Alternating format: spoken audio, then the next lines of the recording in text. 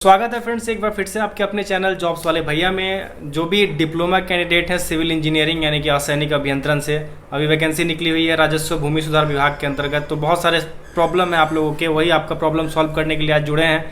Already JEE हैं sir, तो पूछेंगे पहले इनका परिचय खुद से। तो राज सर आप लोग के साथ जुड़े हुए हैं, तो सर अपना परिचय पहले बता दीजिए। जी धन्यवाद आलोक जी। मेरा नाम राजकुमार कुशवाहा है। मैं तकनीकी सहायक संस्थानीय अभियंता के पद पे बरौली प्रखंड जिला गोपालगंज में पदस्थापित हूँ। अगला सवाल करिए आलोक जी। डिपार्टमेंट कौन सा बताया सर, एक बार फिर से बता दीजिए। पंचायती राज विभाग। पंचायती राज विभाग में सर जेई हैं ऑलरेडी, ठीक है। तो आप लोग का जो सैलरी क्या मिलता है, कैसे ज्वाइनिंग हुआ, वो सब जो कन्फ्यूजन है दूर करेंगे। सबसे पहले आप ये बता दीजिए कि जो मेरिट बनता है, क्योंकि डिप्लोमा का जो भी मेरिट बन रहा होगा उसी नियम से बनेगा, किसी भी अगर संविदा की जॉब निकलती है तो कन्फ्यूजन है स्टूडेंट लोगों को कि कैसे मेरिट बनता है और क्या क्या डॉक्यूमेंट्स लेके जाना होता है। वो पहले सबसे पहले बताइए, फिर आगे और हम लोग जानेंगे। सबसे पहले तो डिप्लोमा धारियों के लिए एक बहुत बड़ी खुशखबरी है कि स्पेशल सर्वे अमीन की वैकेंसी आई है, और साथ ही साथ सिविल इंजीनियरिंग के लिए। सिविल इंजीनियरिंग का स्कोप आजकल तो बहुत हाई रेटेड है। और मैं इसमें बात करूं स्पेशल सर्वे अमीन की, तो आई थिंक 3 पोस्ट है जो सिविल इंजीनियरिंग के लिए है। एक तो खैर बीटेक के लिए भी है, और बीटेक में 2 साल का एक्सपीरियंस अगर है तो आप एएसओ बन सकते हैं। इसका असिस्टेंट सेटलमेंट ऑफिसर बोलते हैं उसको, सहायक बंदोबस्त पदाधिकारी। और एक बात कर लेते हैं कानूनगो का। जो कानूनगो 2 साल का तकरीबन 8,000 की वैकेंसी है। पिछली बार भी निकाली गई थी ये वैकेंसियां, आई थिंक 2019 में, और अभी भी 2022 में ही फिर 8,000 वैकेंसी आई। और सरकार को इसके लिए धन्यवाद देना चाहिए, बहुत सारे सिविल इंजीनियरों को। और मैं ये बताऊंगा कि डॉक्यूमेंट वेरिफिकेशन कुछ खास नहीं है।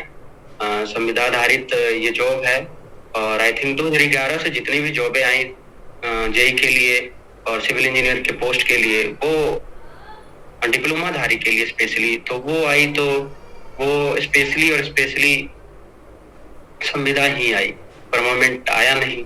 तो घबराने की कोई जरूरत नहीं है। आज तक सारे लोग परमानेंट के ही तौर पे काम कर रहे हैं वहाँ पे, और सैलरी भी अच्छी खासी लगाई है सरकार ने। अपने नोटिफिकेशन में देख रखा होगा, उतना ही सारों को होता है, सारे लोगों की सैलरी है। और साथ ही साथ ये 3 साल में इंक्रीमेंट भी होता है, तो सोचने वाली बात नहीं है। 3,000 रुपए 6,000 रुपए बढ़ते रहते हैं सालाना।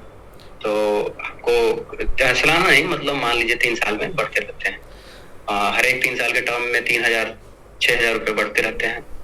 और डॉक्यूमेंट वेरिफिकेशन पे अब आ जाते हैं। छोटी सी बात है, डॉक्यूमेंट वेरिफिकेशन इतनी बड़ी बात नहीं है। सबसे पहले हम लोगों को ये सोचना होगा कि डॉक्यूमेंट वेरिफिकेशन में लिए जाना क्या होगा। जैसे कि अगर कोई ईबीसी कैटेगरी का है, चाहे ओबीसी कैटेगरी का है, SC/ST का है, तो इनके लिए जाति प्रपत्र जरूरी है, ये बनवा ले। और तत्कालीन होनी चाहिए, आय बनवा ले, अगर इनको लगता है तो आय बनवा ले। वो भी 60 दिनों के अंदर का होना चाहिए। फिर निवास भी चाहिए, जो न्यूली हो, मतलब। इस बार आई थिंक एक सेकेंड सर, इस बार पता है कि इस बार जो जाति वाला जो सिस्टम है ना, उसमें मांग दिया NCL। तो NCL को लेके सब परेशान है, तो ये NCL के बारे में बताइए। इस बार मांगा है, पहले तो शायद नहीं मांगता था, इस बार मांगा हुआ है।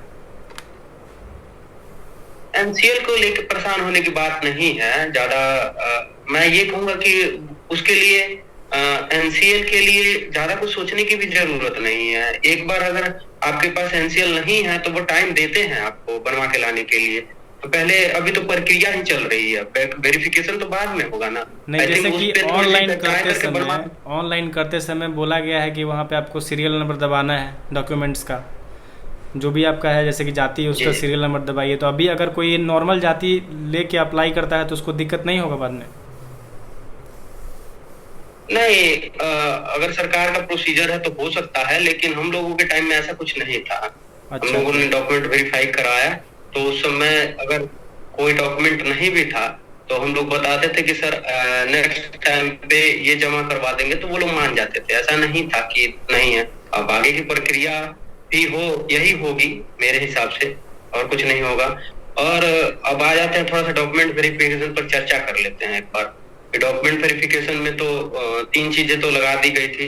आय, जाति, निवास, जिसको मैंने बताया। फिर आपके मार्कशीट होने चाहिए, 6 सेमेस्टर के, और अगर डिप्लोमा मतलब किए हैं तो 6 सेमेस्टर के तो मार्क्स होंगे ही हो। उसके बाद फाइनल डिप्लोमा सर्टिफिकेट मिलता है, वो भी होना चाहिए, ठीक।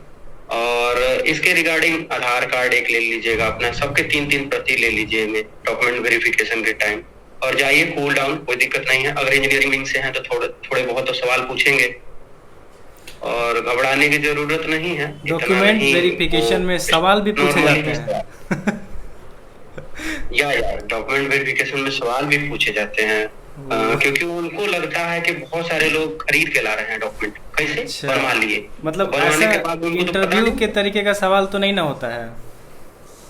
नहीं, इंटरव्यू के तरीके का नॉर्मल सवाल, जैसे कि उसने पूछ दिया आपके फादर का क्या नाम है, तो अगर वो फर्जी है तो वो नहीं बता पाएगा, लेकिन जो ओरिजिनल है वो तो बताएगा ही। चलिए, दो क्वेश्चन आते हैं इसी सवाल से। पहला तो कि जो लेटरल एंट्री वाला है, जैसे आईटीआई के बाद है या फिर आईएससी के बाद है, उन लोगों को मतलब 4 सेमेस्टर होता है, तो वो लोग अलग परेशान है कि हम लोग फॉर्म कैसे, मतलब इतना बहुत आसान सा तरीका है, लेकिन फिर भी बच्चे परेशान है कि 4 ही सेमेस्टर है मेरा सर, हम क्या करें है तो मतलब 4 ही डालना,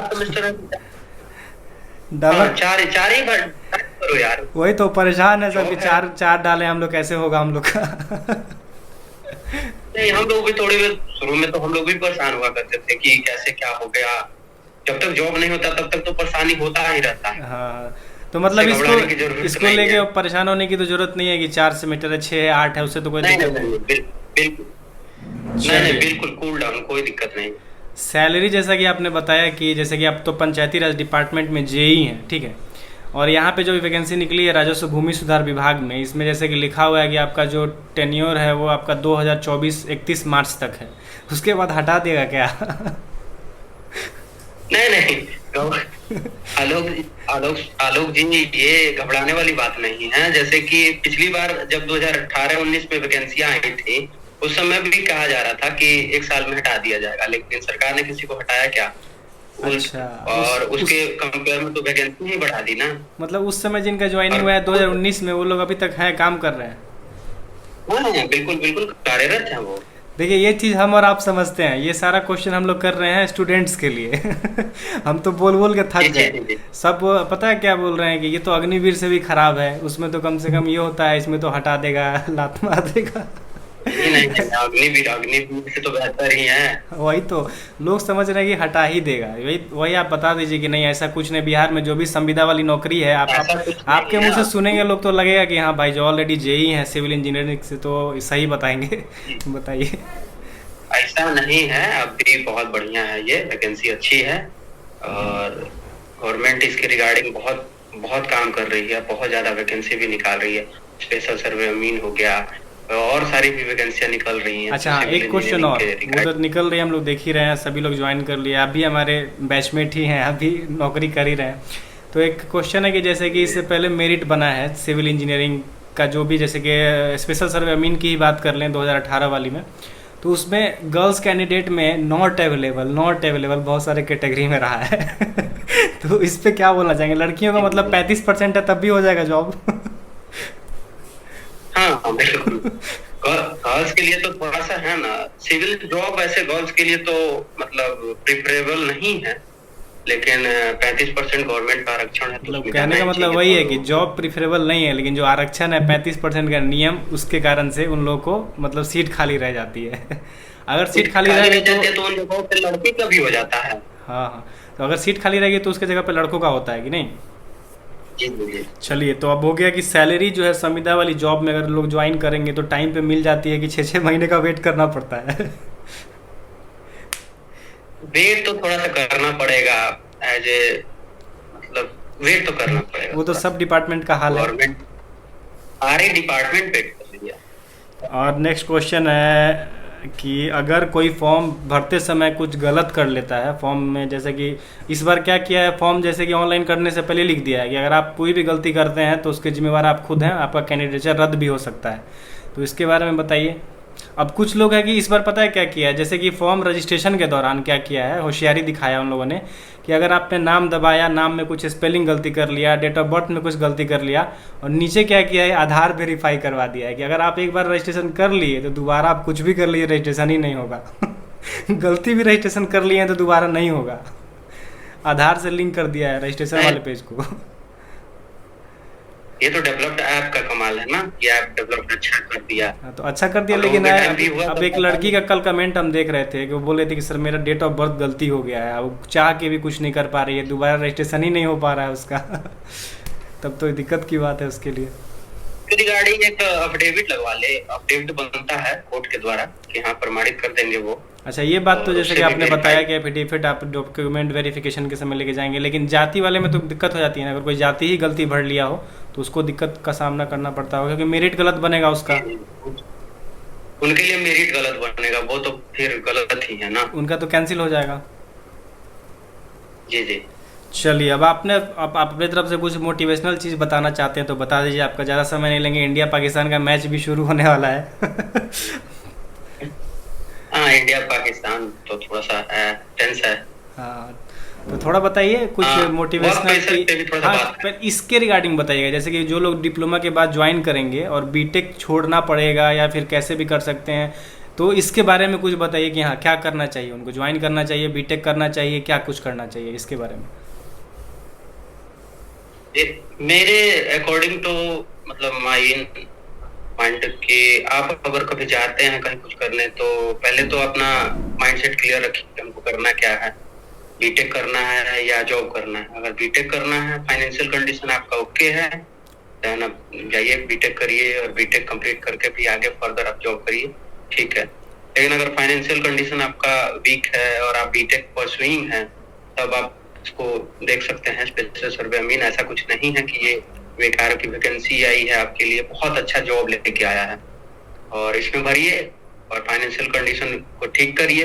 अल्टीमेट गोल तो यही है कि जॉब मिले, या बीटेक पे मिले या डिप्लोमा पे मिले, अल्टीमेट तो आपको काम करना ही होगा कुछ ना कुछ। और बीटेक जैसे कि आपने बोला कि करना चाहिए, सब इस पे एग्री, हम लोग को भी पता है करना चाहिए, लेकिन देखिए हमारे तरफ से अगर मैं सजेशन देना चाहूँ इसके बारे में भी बताइएगा कि जो लोग बीटेक कर रहे हैं, ठीक है, मतलब जॉब को छोड़ के बीटेक करने जा रहे हैं और वो ऐसे ही टाइम पास वाला बीटेक कर रहे हैं, जैसे कि डिप्लोमा कर लिया तो वैसे ही टाइम पास वाला बीटेक करने लोग जा रहे हैं, उनके लिए क्या कहना चाहेंगे?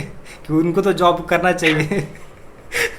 टाइम पास तो बीटेक नहीं होता है। नहीं, टाइम पास बीटेक करने क्या वाला होता है? बीटेक कहने का मतलब है कि बस एडमिशन करा लिए और ऐसे ही कंप्लीट कर रहे हैं बीटेक, मन से पढ़ाई नहीं कर रहे हैं, उनके लिए बोल रहे हैं।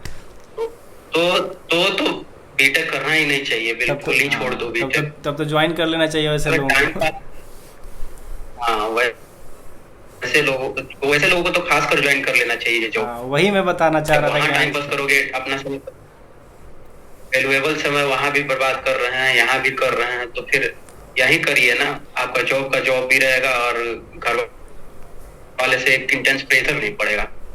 चलिए, अब लास्ट क्वेश्चन आपसे यही है कि जो जॉब प्रेशर है और क्या समाज में क्या सम्मान है अगर कोई जेई बनता है या फिर वही एसएसए भी बनता है, तो इसके बारे में बताइए, जॉब प्रेशर और सम्मान क्या है, मतलब समाज में कैसे देखा जाता है?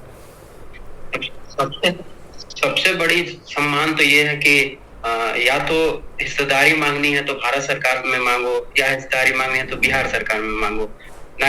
अब हिस्सेदारी अगर बिहार सरकार में है, चाहे भारत सरकार में है, तब तो आप बहुत बेहतर है ना, चाहे संविदा पे सरकार सर पे, मतलब। और वर्क प्रेशर तो हर जगह है, सरकार हायर कर रही है किसी को तो 24/7 आवर्स के लिए हायर कर रही है। ये नहीं है कि 24/7 डेज आपको काम करने होंगे, जो भी वो काम देगा वो आपको करने होंगे। ऐसा नहीं है कि वो सोने बैठने के लिए आपको फ्रीली नहीं छोड़ा है, लेकिन उसके आप एक तरह से एम्प्लॉय हैं तो आपको काम करना पड़ेगा। जैसे बॉस का वहां डांट सुनते हैं, यहाँ भी आपके बॉस मिलेंगे, बस फर्क ये होगा कि ये सरकारी बॉस रहेंगे। और क्या ही, मतलब बहुत इंटरेस्टिंग है। आप एक बार इसमें ज्वाइन करिए, फॉर्म भरिए, आपका हो जाता है, बेहतर है। और जिस दिन प्रेशर कुछ नहीं है, प्रेशर क्या होता है, प्रेशर तो नॉर्मल है, मतलब जैसे कि एज यूजुअल किसी जॉब में रहता है, हर एक जॉब में मतलब जो प्रेशर रहता है वही है, इसमें कुछ खास एक्स्ट्रा नहीं है ना बर्डन।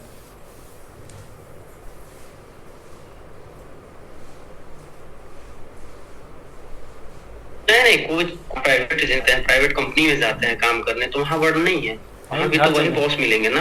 फिर तो आपको बर्डन क्या है, कुछ नहीं है, काम करना है। चलिए ठीक है, तो हो सकता है तो एक बार हम लोग लाइव मीट कर लेंगे, जो स्टूडेंट जुड़ना चाहेंगे आपसे उनसे फ्यूचर में आपको हम लोग एक साथ जुड़ के उनका जो भी कन्फ्यूजन है दूर करने की कोशिश करेंगे। तो फ्यूचर में ज़रूर फिर से ज्वाइन करिएगा। और यही कहते हुए फिर मिलेंगे किसी नेक्स्ट वीडियो में, तब तक के लिए धन्यवाद।